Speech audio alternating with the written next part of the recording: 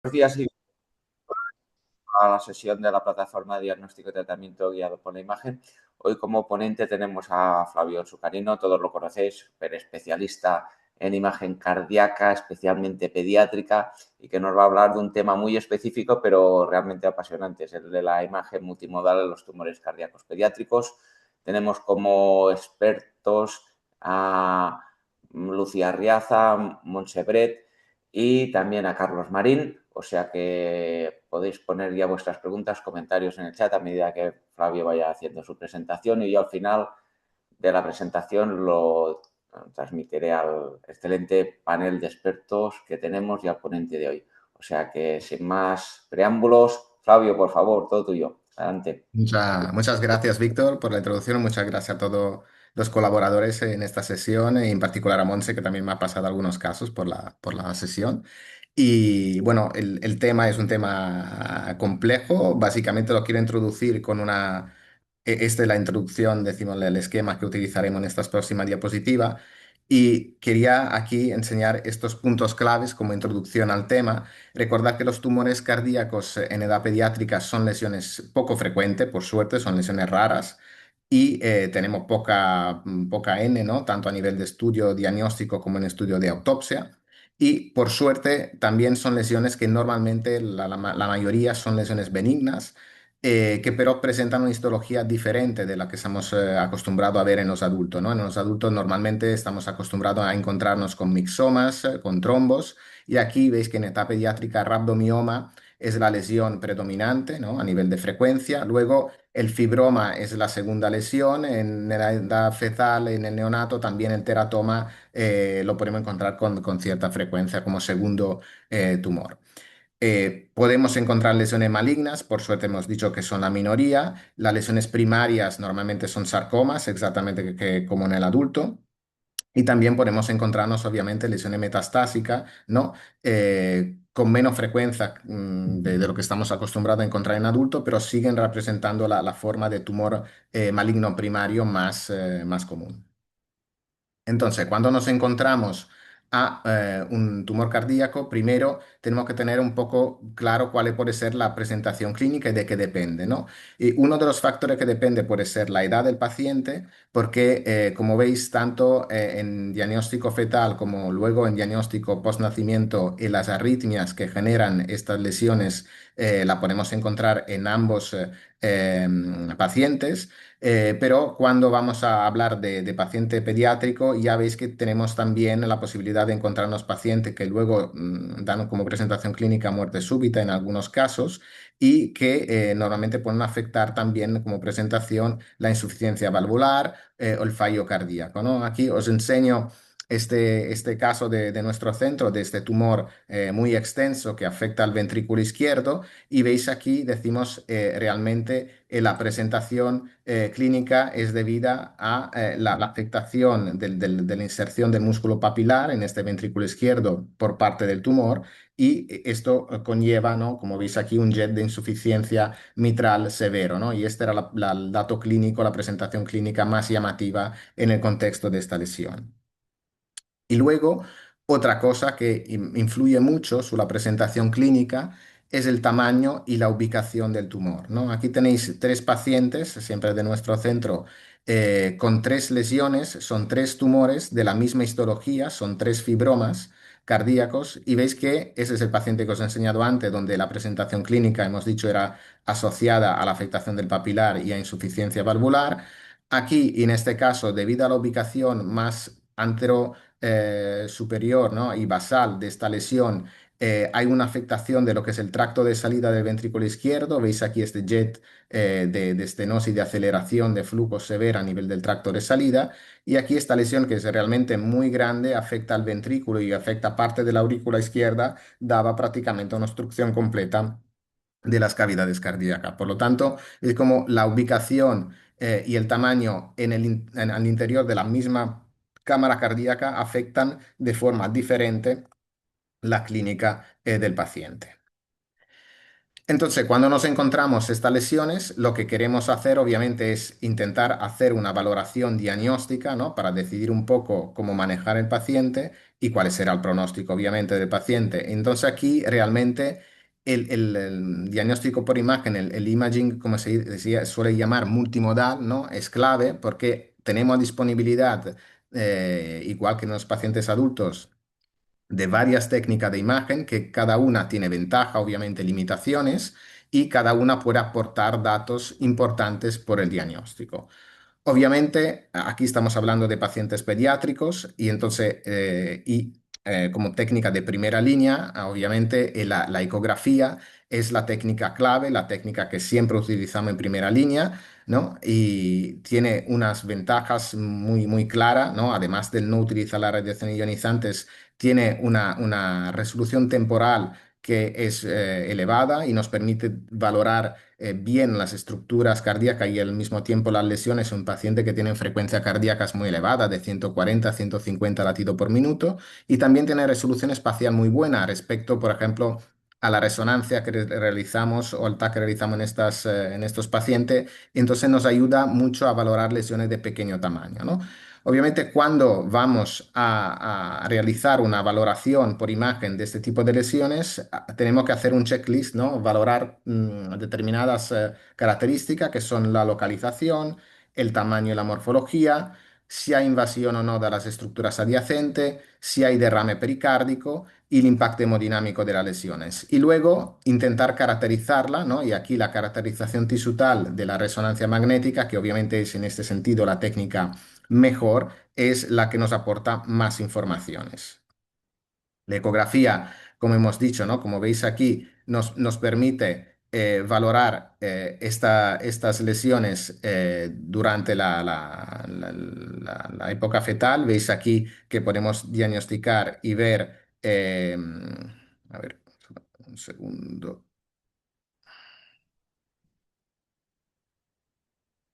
Podemos ver dos lesiones apicales en ambos ventrículos. Es una lesión que tiene bajo coste, no es invasiva y decimos aporta ya información previa a nacimiento. Veis ahora aquí sí que funciona. Aquí veis las lesiones a nivel de ambos apex ventriculares, hiperecogénica, bien definida, ¿no? Y veis aquí podemos añadir la información del Doppler. Y estas lesiones que nos encontramos en época fetal, recordar que en el paciente luego pediátrico, estas lesiones cardíacas muchas veces pueden ser asociadas a síndromes genéticos. Entonces, claramente, paciente donde vamos a diagnosticar estos síndromes y los más frecuentes, el esclerosis tuberosas, vamos a hacer un screening, ¿no? También cardíaco para intentar valorar si hay o no este tipo de lesiones, normalmente rhabdomiomas, pero puede pasar el caso, como en este que os he enseñado aquí arriba, de diagnosticar de forma incidental las lesiones y retrospectivamente hacer la valoración y el diagnóstico del síndrome genético. En este caso se diagnosticó una esclerosis tuberosa tipo 2. ¿Cuál es el problema, la limitación más importante de la ecografía? La limitación más importante es que tiene una caracterización tisutal baja respecto a la resonancia, y entonces cuando tenemos lesiones de las mismas características como esta, ¿no? Bien definidas, hiperecogénica, no infiltrativa, ¿no? Que representan aquí un rabdomioma, aquí un fibroma, tenemos muy pocos datos para realizar un diagnóstico diferencial, ¿no? Entonces aquí sí que nos tenemos que apoyar con la resonancia, ¿no? Que en este caso es la técnica, como he dicho antes, que nos permite, ¿no? Desplegar todo este tipo de secuencias, ¿no? Que tenemos a disposición y que nos permite diferenciar si la lesión puede ser benigna o puede tener un comportamiento decimomaligno, qué tipo de características tisutales tiene. Entonces nos da muchos más datos o datos muchas veces claves por el diagnóstico diferencial.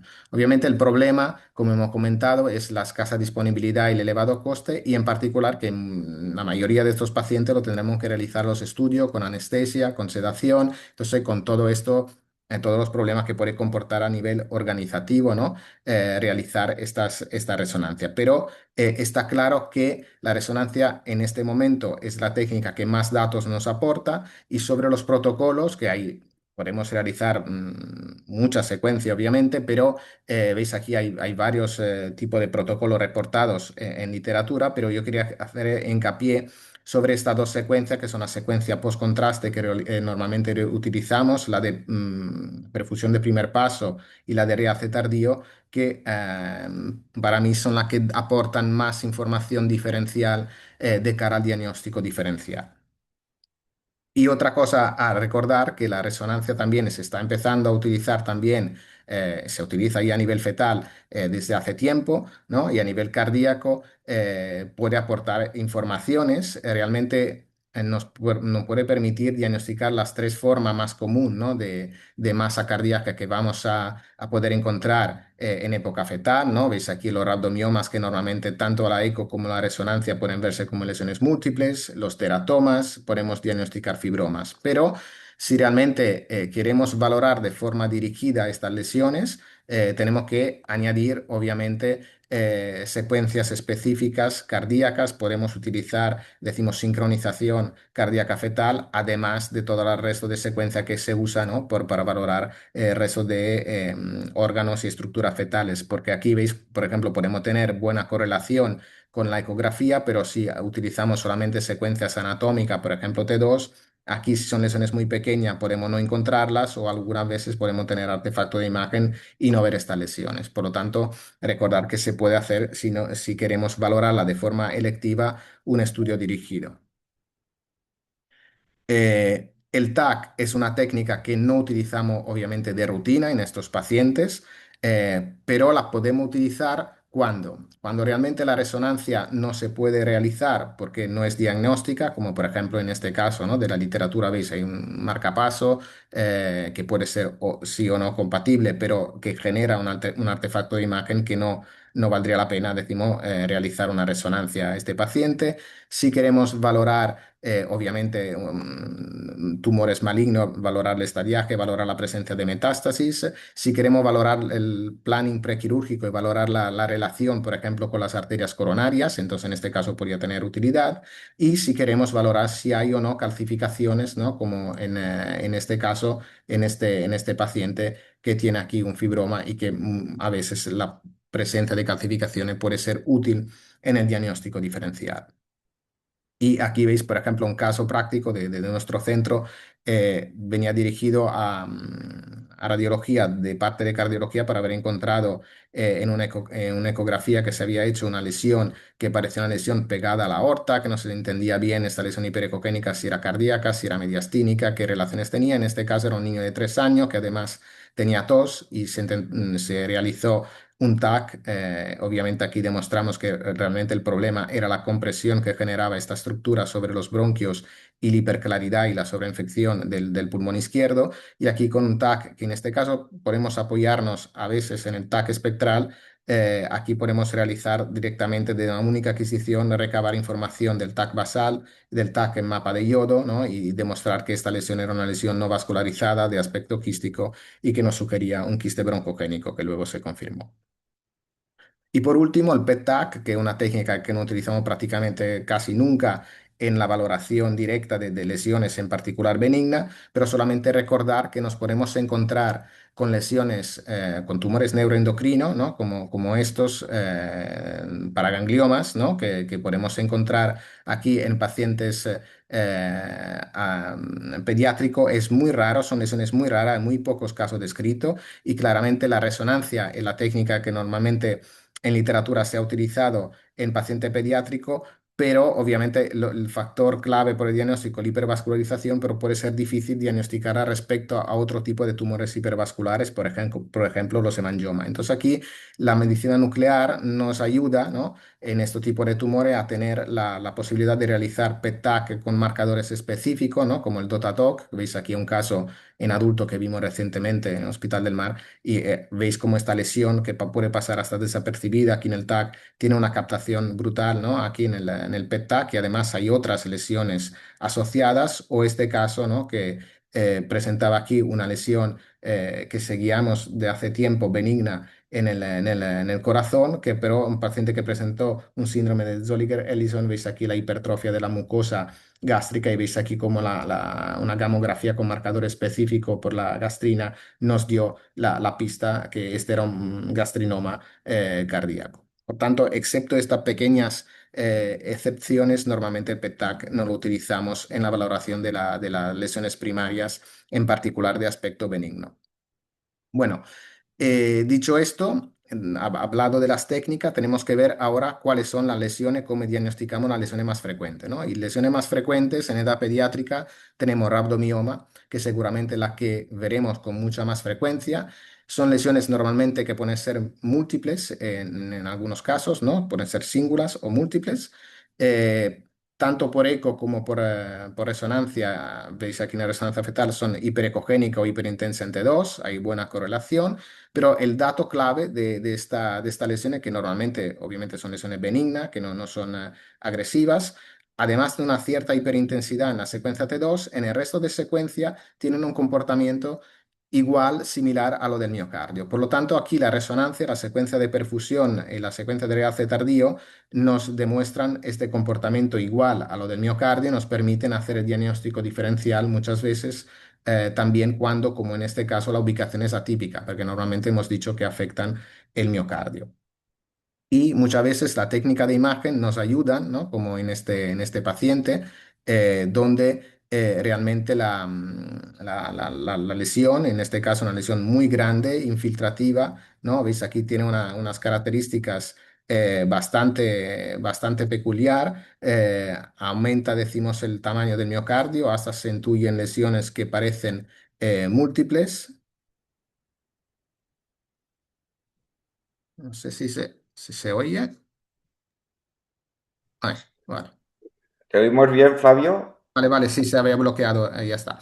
Lesiones infiltrativas del miocardio que tienen una afectación extensa en el ventrículo izquierdo y aquí las secuencias de postcontraste, ¿no? De perfusión y de realce tardío no demuestran captación, no demuestran alteraciones y aquí sugerimos que podría tratarse de un rhabdomioma, esta afectación. El paciente no tenía esclerosis tuberosa, luego se estudió y aquí una cosa muy importante de recordar de los rhabdomiomas que suelen tener una regresión espontánea, pueden tener regresión espontánea y en los pacientes con esclerosis tuberosa se puede hacer hasta tratamiento médico con everolimus o sirolimus y esto disminuye el tamaño de estas lesiones. Por tanto, si tenemos en este caso la sospecha elevada de este tipo de tumores, antes de hacer biopsia, antes de hacer otros pasos, se puede hacer un control evolutivo y valorar si hay o no regresión.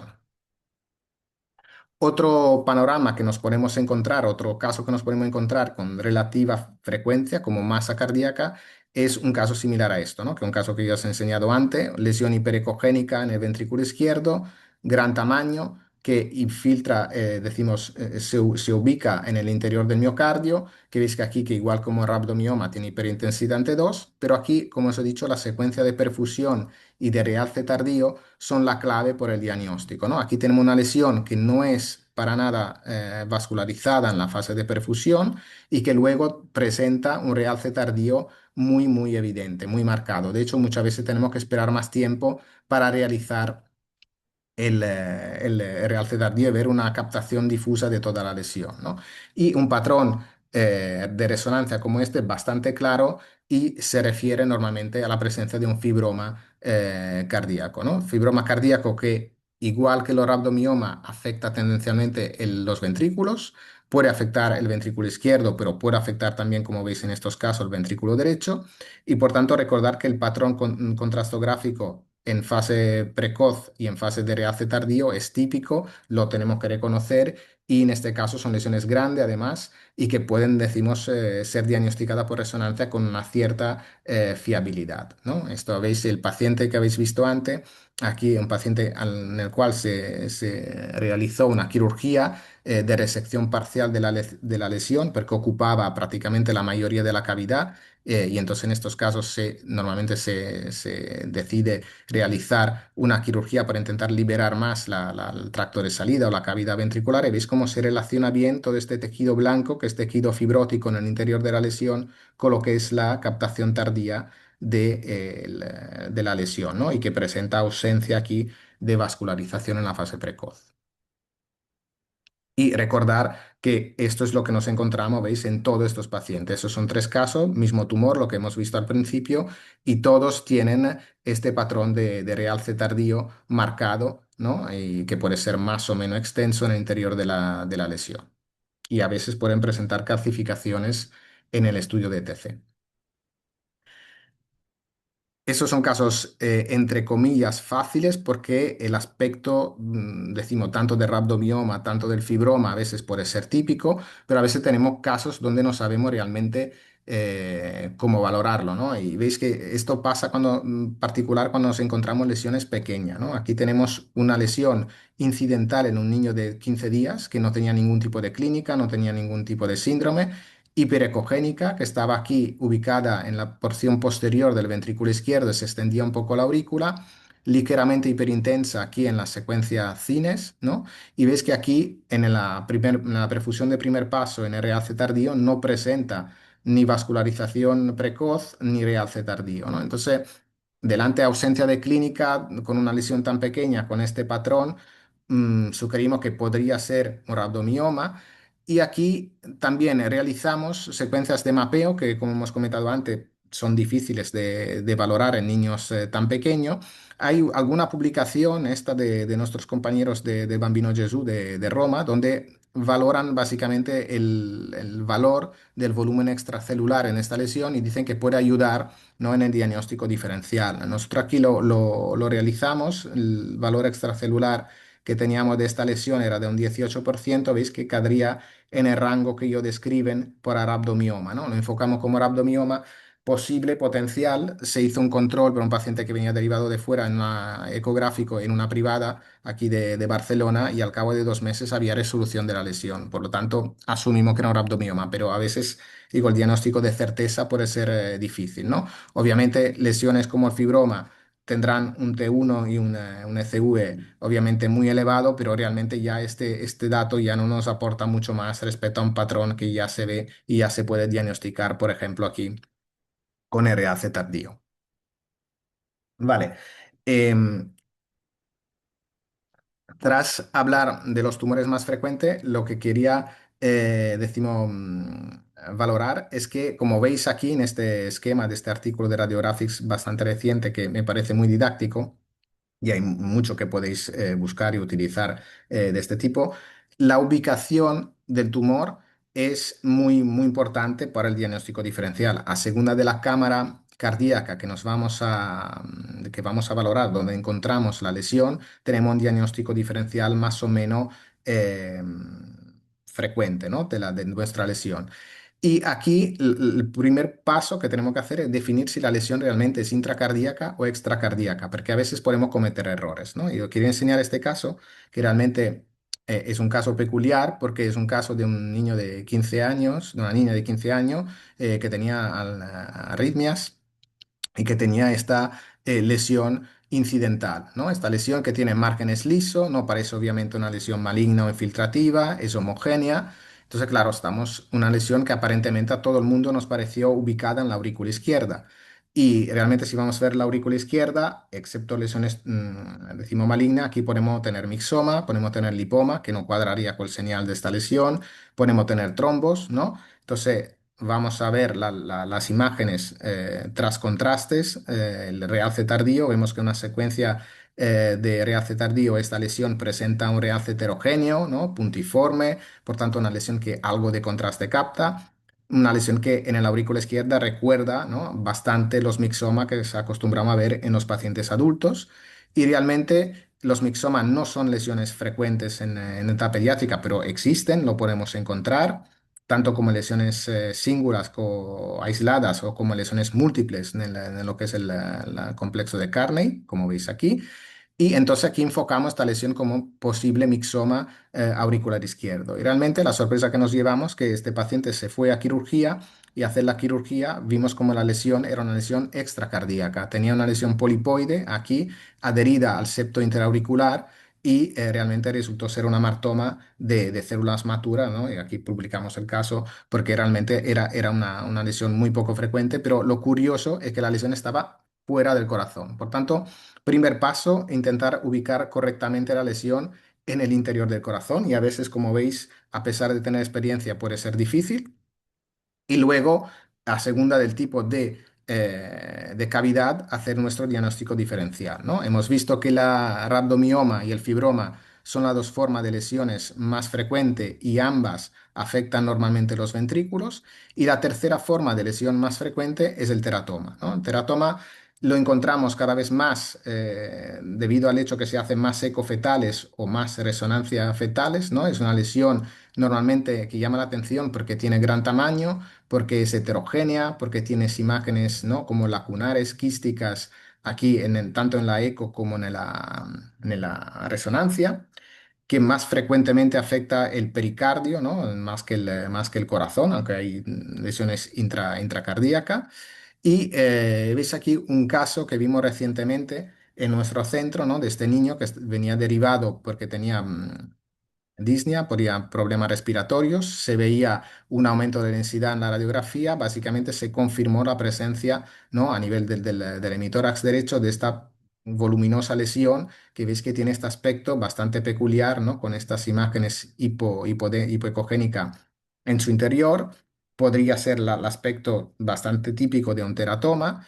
Se decidió en este caso hacer un TAC y no una resonancia porque hicimos el estudio sin anestesia y se quería valorar la vía aérea también, se quería valorar la ubicación de esta lesión, si se podía entender si era cardíaca, si era mediastínica y qué característica tenía. Y aquí veis que tenemos una vascularización de la lesión no muy marcada. Una lesión hipodensa, heterogénea, y aquí la valoración tras el TAC espectral nos permite ver, ¿no? Estas imágenes hipodensa que corresponden a las imágenes provenientes de la ecografía con valores de atenuación grasa, ¿no? Por lo tanto, ausencia de perfusión también, excepto algunos septos, ¿no? Por tanto, con estos hallazgos lo que enfocamos que era una lesión de aspecto sugestiva de teratoma, que podía ser mediastínica o pericárdica, no nos parecía claramente intracardíaca, y aquí sí que tuvimos que realizar más tarde una resonancia que obviamente se ha realizado con anestesia para ubicar mejor, ¿no? La lesión de cara a la quirugía, porque el paciente había empeorado y ves aquí cómo había crecido un poco la lesión y cómo comprimía más, ¿no? La cavidad del ventrículo derecho. Y aquí en estas reconstrucciones, ¿no? Veis la pared de la lesión, que es como multiloculada, quística, y aquí se intuía lo que tenía que ser el pericardio como estirado, ¿no? En esta zona. Entonces enfocamos con la lesión como posible teratoma pericárdico. Y realmente, ¿no? ¿Veis? Aquí tenemos también el patrón de contraste, la perfusión de primer paso y no tiene prácticamente realce tardío, sino captación de contraste en las estructuras septales, una lesión, ¿no? Que recordaba bastante la lesión típica de los teratomas en todas las técnicas y que es lo que tenemos que mirar, ¿no? En este tipo de lesiones, ¿no? ¿Veis aquí el aspecto también en literatura de esta lesión es típico? Se remarca mucho que la ausencia de perfusión es lo que nos permite diferenciarlo, por ejemplo, de los hemangiomas, que son otros tipos de lesiones que a veces nos podemos confundir, y que hay lesiones de este tipo intracardíaca que son menos frecuentes. Y esa fue la quirugía del paciente. Veis la correlación, ¿no? de la pieza quirúrgica con los hallazgos de imagen, que es bastante buena con estas lesiones y obviamente ese diagnóstico de teratoma, en este caso pericárdico. Los hemangiomas son otros tipos de lesiones benignas que nos podemos encontrar. Aquí decimos lo que es el hallazgo clave, ¿no? Y que veis en este caso que me ha pasado la doctora Brett, es la captación de contraste en fase arterial y que luego aumenta en fase tardía, ¿no? Por lo tanto, aquí el patrón de captación es muy, muy importante para diagnosticar estas lesiones. También cuando no solamente pueden ser pericárdica o extracardíaca, también cuando son intracardíaca, que obviamente son menos frecuentes, pero es lo que nos ayuda, veis, a diagnosticar estas lesiones con hipervascularización en las dos secuencias. Y recordar que a veces pueden estar cerca del corazón, ¿no? No solamente están en el corazón, están en el pericardio, a veces lo encontramos en el mediastino, ¿no? Ese es un caso de un paciente que encontramos ya adulto, joven de 30 años que a raíz de una ecografía vimos esta lesión, la estudiamos, una lesión que captaba mucho contraste y que tenía una aferente vascular aquí que venía desde la infradiafragmático, que en la resonancia también tras contraste presentaba esta captación muy evidente y muy clara en fase arterial y que sugería un hemangioma mediastínico, ¿no? Y hemos hecho un control recientemente de este paciente por otro tema, por tema cardíaco, y aquí veis todavía en un TC sincronizado cómo se ve todavía mejor la aferente, ¿no? Vascular abdominal a esta lesión, que tiene sus calcificaciones, había aferente ya en estudio previo de la mamaria interna, gástrica, y veis aquí el efecto masa que ejerce sobre el corazón y hasta una aferente de alguna rama de la coronaria derecha, ¿no? Por lo tanto, lesiones complejas en este caso que tenemos que diagnosticar y donde podemos valorar luego por ejemplo, con TAC, todo lo que son los aferentes vasculares, ¿no? Cuando son extracardíacos. En este caso, en paciente pediátrico, el patrón de resonancia es los que nos da la clave diagnóstica. Y luego tenemos alguna entidad que es bastante más típica de etapa pediátrica del joven, del adolescente, que es el tumor miofibroblástico inflamatorio, que realmente es, decimos, una lesión que normalmente podemos encontrar, ¿no? En la zona de las válvulas auriculoventricular, como masa intracavitaria. Puede ser móvil, normalmente en la clínica es la que nos ayuda un poco, pero tiene un cuadro de clínica constitucional, normalmente dolor, fiebre, pérdida de peso, ¿no? Y aquí las pruebas de imagen sí son útiles, obviamente en el diagnóstico diferencial, pero también son muy variables en definir el aspecto de estas lesiones, ¿no? Estas lesiones pueden ser hipointensa en T2 si tenemos mayor componente fibroso en la lesión o pueden ser hiperintensa cuando tenemos más componente mixoide, ¿no? Y esto nos toca tanto en la secuencia T2 como en el aspecto de captación metabólica del FDG en el PET-TAC, por ejemplo. Entonces aquí normalmente la captación de contraste en realce tardío suele ser bastante elevada y tanto esto es el dato que nos puede ayudar en el diagnóstico diferencial. Y para ahora pasar a los tumores malignos, que hemos dicho que son la minoría, de los tumores malignos recordar que la mayoría de ellos son normalmente sarcomas, exactamente como pasa en los adultos, que obviamente lo que tenemos que hacer en este caso es valorar si la lesión es infiltrativa o no, para hacer nuestro diagnóstico diferencial, valorar si afecta, ¿no? Lesiones cardíacas, estructura cardíacas y estructura extracardíacas. Si decimos tenemos engrosamientos irregulares de las paredes, si tenemos obviamente lesiones a distancia, por ejemplo en el pulmón, y veis que los sarcomas, las lesiones malignas, pueden afectar todas las cavidades cardíacas, pero tenemos que fijarnos bastante en las cavidades derecha, en particular cuando hablamos de sarcomas en la aurícula derecha, que es la zona que normalmente más frecuentemente está afecta por este tipo de lesiones que tienen un pronóstico normalmente infausto, muy malos normalmente. Es muy difícil que se puedan, decimos, operar.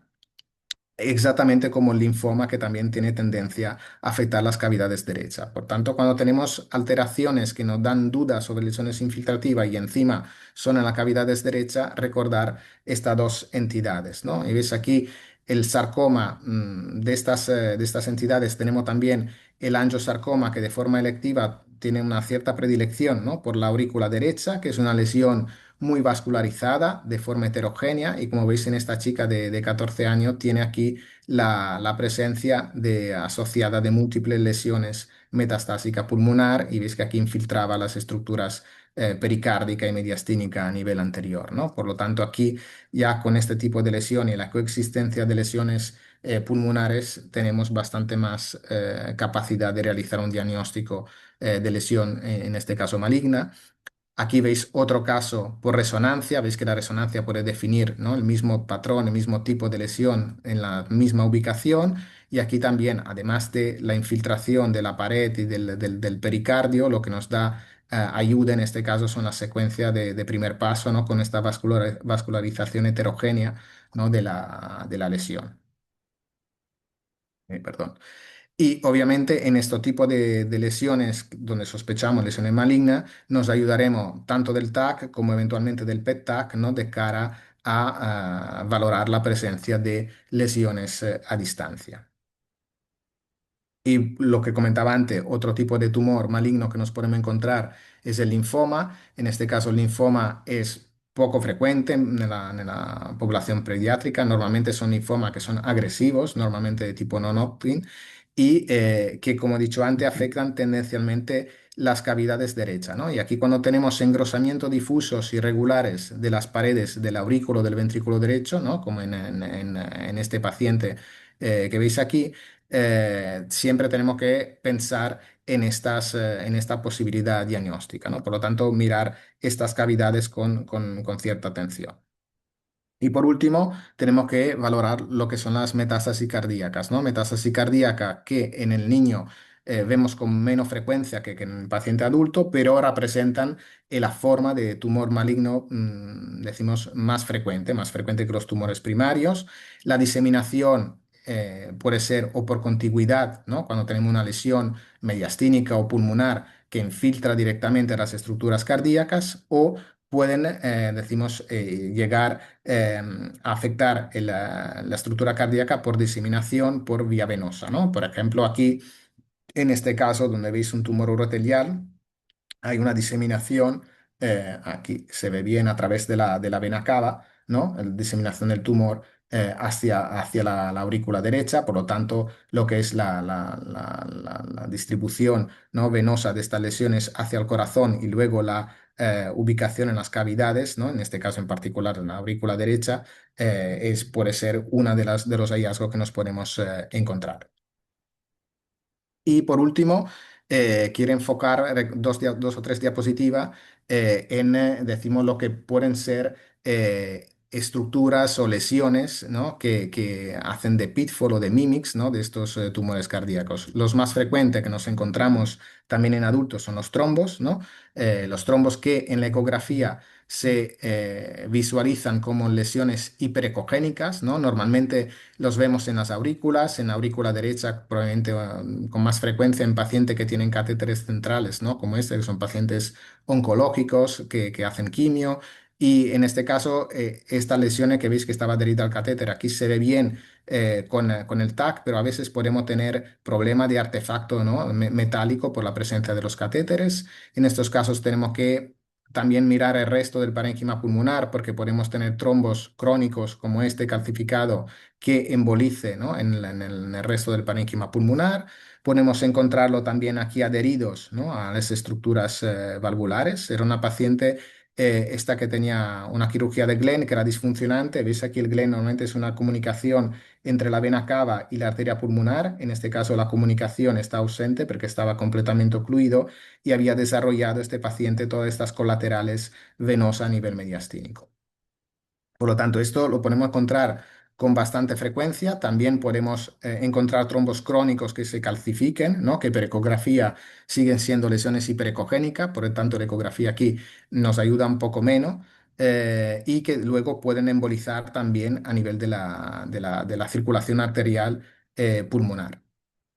Y la resonancia, aquí si queremos estudiar una lesión, y además si como es esta, ¿no? de mayor tamaño, nos da también informaciones útiles sobre el diagnóstico diferencial de trombo. Lo que queremos, decimos, encontrar nosotros cuando valoramos esta lesión para definir el trombo es que tenga ausencia de perfusión, ausencia de realce tardío y obviamente luego en la secuencia CINE, en la secuencia T1 y T2, el aspecto, decimos, de la lesión irá variando dependiendo de la edad de la evolutiva del trombo, ¿no? Veis que en la fase muy aguda, normalmente estas lesiones pueden ser hiperintensa en ambas secuencias T1, T2, y luego cuanto más crónico, cuanto más encontraremos hipointensidad en T1 y T2, ¿no? Y aquí con la secuencia de realce tardío podemos jugar con los tiempos de inversión para intentar valorar un comportamiento diferente, ¿no? de lo del miocardio y valorar siempre la ausencia de realce tardío. Y por último, dos comentarios solamente sobre estructuras anatómicas que a veces nos dan problemas, ¿no? Sobre el diagnóstico diferencial y que encontramos en la aurícula derecha. Una es la crista terminalis, que es una estructura que veis que está aquí muscular en la aurícula derecha que divide la componente, decimos, de drenaje de las venas cava en la aurícula derecha del cuerpo auricular y que a veces puede ser hipertrófica, puede tener infiltración grasa, entonces por eco vemos así como una lesión redonda hiperecogénica, a veces se puede confundir con una masa o con un trombo, ¿no? Y no es infrecuente que te pidan prueba de imagen para valorar lesiones a este nivel, ¿no? Entonces la resonancia o eventualmente el TAC nos permite diferenciarla en este caso muy bien y nos quitamos la duda. Y otra estructura que tenemos es la red de Chiari, ¿no? Que es una estructura aquí como una malla, como una red, ¿no? Que es esta que veis aquí, que es una estructura embriológica que normalmente va involucionando, pero podemos encontrar como aumentada o persistente en algún tipo de paciente, ¿no? Y veis que a veces nos puede dar duda, ¿no? Y este es el aspecto que encontramos alguna vez en estos pacientes por TAC. Era un paciente que hacía un estudio, obviamente, por otro tipo de motivo, era una coartación que veis aquí severa, y se hacía un estudio recién nacido de cara a la cirugía de la coartación, y además de una emergencia alta de la corona derecha, se veía esta estructura que por ecografía parecía una imagen hiperecogénica nodular, y aquí veis que a veces puede dar duda sobre la presencia de una lesión, pero no, es esta estructura y hay que está aquí en la aurícula derecha, hay que tenerla en cuenta en el diagnóstico diferencial, a veces pueden ser muy prominente, ¿no? Como en este caso que veis aquí, en este caso era una lesión que era obstructiva, obstruía hasta el flujo en el interior de las cavidades ventriculares. Y recordar que crista terminalis, Chiari network y también podemos tener la válvula de Eustache, una estructura lineal, que es la zona de la valvular de drenaje de la vena cava inferior. Por lo tanto, son estructuras anatómicas que a veces nos pueden crear problemas en el diagnóstico diferencial. ¿Veis? Esta de aquí la operamos, ¿no? Porque tenía esta obstrucción hemodinámica y veis cómo se ve la pieza, ¿no? A nivel anatomopatológico. Y bueno, para concluir, solamente recordar que estos tumores cardíacos son lesiones raras, poco frecuentes, y el imaging, en este caso, el papel del experto de imagen, tiene que ser un poco lo de tener idea de los aportes, de la ventaja y limitaciones de las varias técnicas de imagen, ¿no? Que podemos utilizar, que estas lesiones principalmente son lesiones benignas, ¿no? El rhabdomioma y el fibroma son las lesiones que más nos encontraremos, por lo tanto ya teniendo bastante claro los patrones por imagen de estas dos lesiones, ya hemos descartado ya el 70-80% de las lesiones que nos vamos a encontrar. Que la ecocardiografía siempre la tenemos que usar como línea de técnica de primera línea, pero la resonancia realmente es la técnica que nos da mayor capacidad de caracterización de estas lesiones. Y en la resonancia enfocaría, decimos, el papel y el valor de la secuencia que tenemos de contraste de primer paso y de realce tardío. Y luego que los tumores malignos son muy raros, recordar de mirar en caso de duda las cavidades derechas, la aurícula derecha por la angiosarcoma y también las cavidades derechas por el linfoma, y que hay varias estructuras anatómicas y los trombos que pueden ser, decimos, pitfall de estos diagnósticos, en particular en pacientes oncológicos, por ejemplo, que tienen catéteres venosos centrales, podemos encontrar con cierta frecuencia.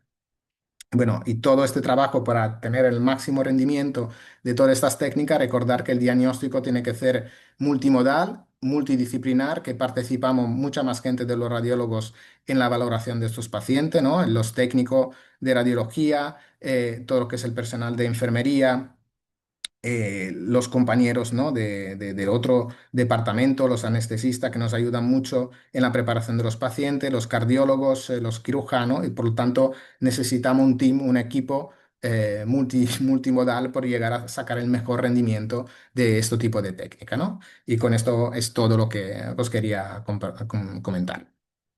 Muy bien, muchas gracias Flavio por esta charla realmente espectacular, súper bien ilustrada, con casos súper demostrativos de cómo hacer el abordaje multimodal en la patología tumoral pediátrica, que como has explicado al principio es importante tener en cuenta que aunque sean tumores muchas veces histológicamente benignos, pueden tener un comportamiento maligno desde el punto de vista fatal por arritmias, cambios en bolígenos y a veces quizás te planteas a veces la discusión esta semántica de si deberíamos hablar de tumores invasivos o no invasivos, porque el comportamiento después es Ya. otra cosa, ¿no? Es realmente complejo, pero enhorabuena porque la presentación es espectacular. Seguro que hay comentarios o preguntas que quieran hacer en los paneles de expertos. No sé, empezamos por Lucía, ¿qué te ha parecido? Felicitar a Flavio porque la charla realmente es chulísima, me ha gustado mucho. Y nada, solo también no compartir que muchas veces la dificultad que tenemos son estos tumores que son tan pequeñitos de 8 o 10 milímetros, que estamos haciendo cortes de 4 máximo, 5 y que a veces es que tienes dudas de la caracterización, de si te lo estás inventando, de que cuesta muchísimo. Sí, la verdad, cuando son tan pequeños es un reto porque si no tienes la imagen de la eco o el cardiólogo que te dice, no, no, mira, es esta imagen, es aquí, es esto que veo, a veces cuesta muchísimo en la reso planificar el estudio porque cuesta encontrarlos a veces. Muy bien, perfecto, gracias. Monse, ¿qué te ha parecido? Bueno, me ha parecido una charla magnífica. Enhorabuena, Flavio. Eh, yo pienso en lo que todo lo que cuesta sacar estas imágenes, ¿no? Porque la verdad es que son difíciles de sacar, son pacientes que están en una situación crítica, clínicamente, muy inestables.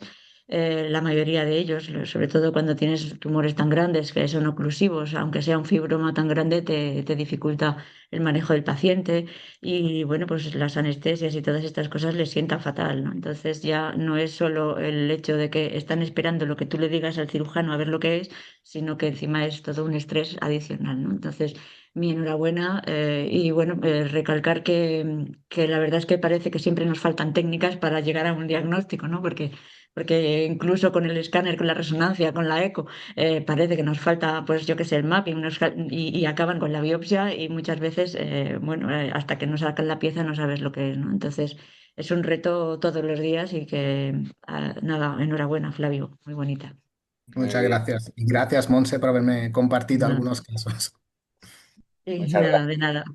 Sí, sí, sin duda es un reto diagnóstico, pero también desde el punto de vista de adquisición, ¿no? No es nada fácil obtener No. imágenes como las que ha enseñado Flavio, totalmente de acuerdo y hay que ponerlo muy en valor esto, ¿eh? Carlos, ¿qué te ha parecido? Bueno, me sumo a lo que habéis dicho ya todos. Una charla preciosa, Flavio. Unos casos impresionantes, muy bonito. Tengo quizá un par de preguntas. Yo no tengo claro en el feto los grandes tumores para ver las relaciones con las demás estructuras, caracterizarlos mejor quizá, pero en los tumores intracardíacos de tipo fibroma, rabdomioma, que son pequeños, que ya caracterización tisular en el feto no podemos hacer, no tenemos mapas, no podemos administrar contraste, con un buen ecocardio, ¿qué crees que aporta? Porque yo no tengo claro que en los rabdomiomas, bueno, rabdomiomas creo que aporta en la imagen cerebral, Sí, no la exacto. imagen cardíaca. Y luego, pues, a ver si nos puedes aportar algo más, porque nosotros, tumores fetales, tenemos un caso, me parece que hemos hecho, no tenemos más experiencia.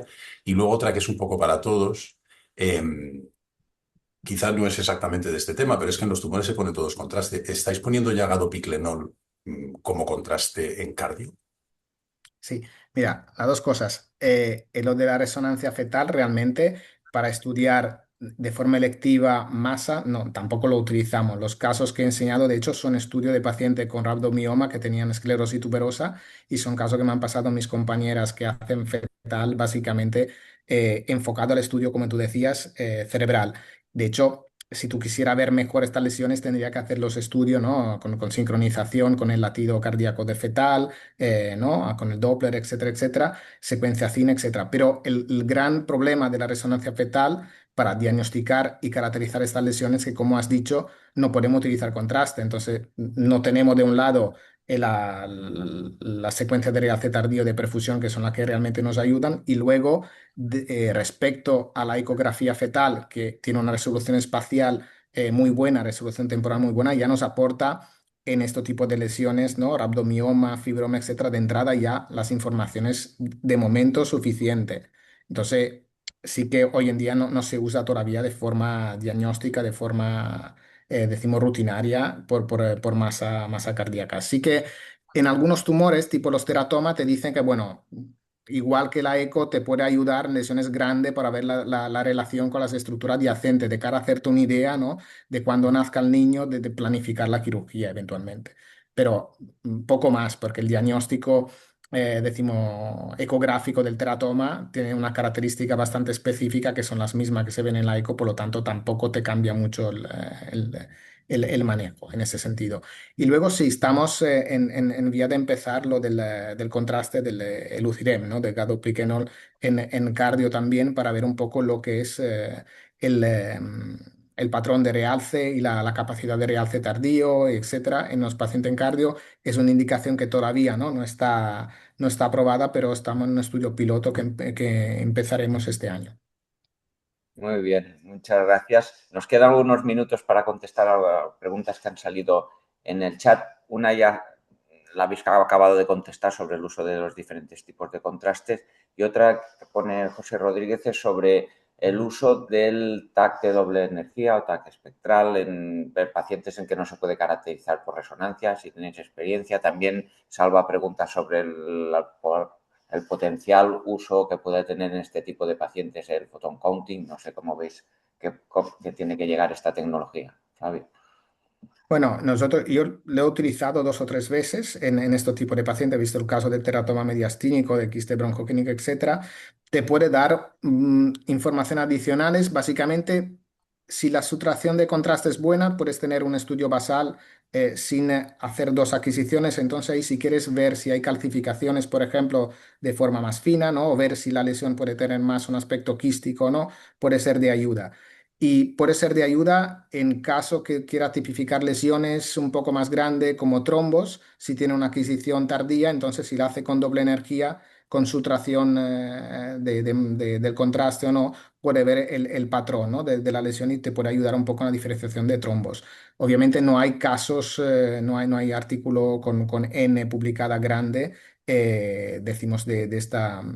en caso de TAC, decimos de espectral en lesiones pediátricas de cardio, porque obviamente no se utiliza como técnica de segunda línea, se usa de entrada como después de la resonancia, ¿no? En caso que haya dudas muchas veces.